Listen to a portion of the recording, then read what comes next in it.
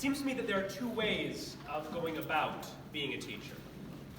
The first is how virtually everyone else approaches every other career in the world.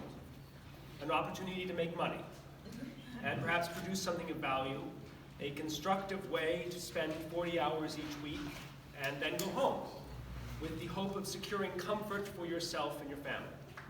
That is a perfectly reasonable approach to 90% of the jobs in the world, and it is utterly insufficient to the task of teaching our next generation. Teaching, doing it right, is what used to be called a vocation. This word's meaning has changed, but as the great S.J. Kazar can tell you, the root is Latin, voca, as in vocal, meaning to call. Literally, your calling, what the world is telling you to do, the occupation that speaks your name, demanding your work. Being selected Teacher of the Year at this school, of all schools, is of tremendous importance to me because of the number of teachers here who are called in just this way. To give you some idea of what I mean by this, the regular teaching day at RTHS is from 8:30 to 4:30, 8 hours. During weeks, our theater program is producing a show, which is 27 of the 40 weeks of the school year. I am here 10 hours a day, Monday through Thursday, only 8 on Friday, but then a minimum of 3 hours each Saturday. These are just the hours I'm physically in the building, not including time working on shows or grades or curriculum at home or more likely Starbucks. I mention this not to say, look at all I do, but to give perspective on all the other teachers who are called to be here. When I leave at 6 or 7, I rarely have to set the alarm because Ben Laptad or Matt Tyler are usually still here, still working. When I come in early for deliveries, Cinnamon Frame's truck is already out front, and Eric Grundon is already in his office. I am convinced, by the way, that he actually sleeps here because normal people do not get up that early.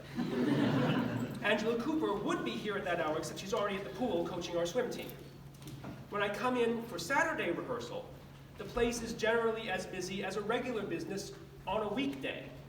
Letha Fields Carey is almost always here, so is Donna Irvin. When I come in for a set build on Sunday, Deb Brown is in her room like clockwork as if she were punching a time card. Consider that for a moment. A business where the employees show up ready to work every weekend without being asked and without being offered anything extra for it. Show up because the work is calling them.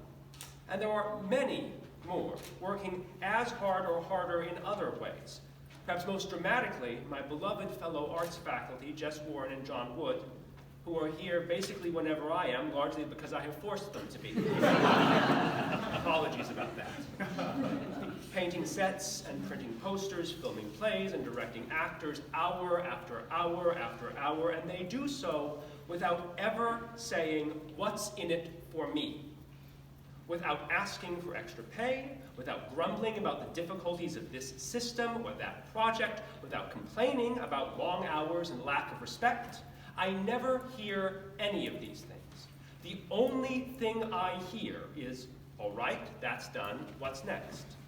I hear them talking about the work, which is not to say that I think teachers shouldn't be paid more for what they do.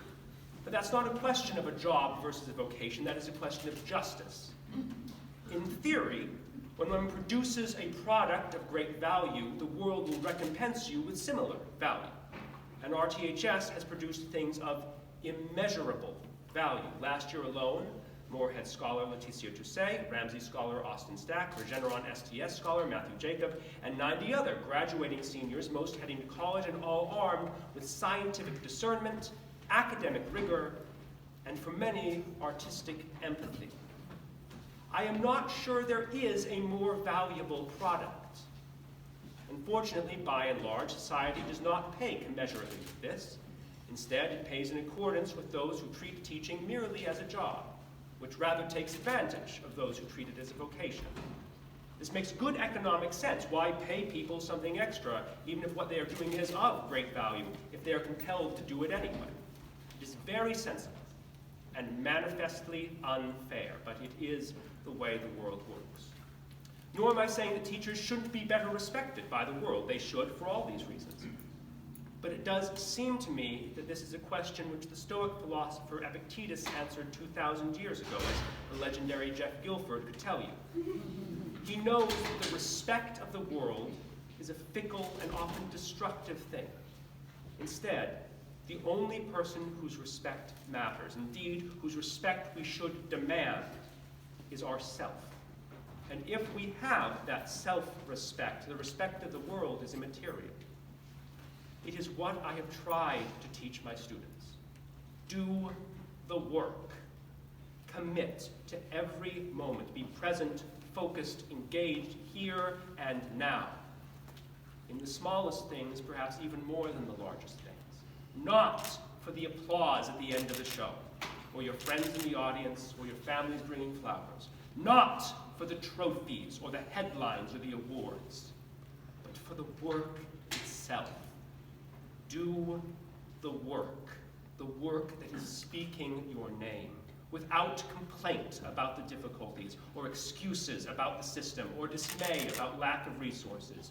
Do the work, unfailingly and tirelessly, without expectation of reward or demand for recompense.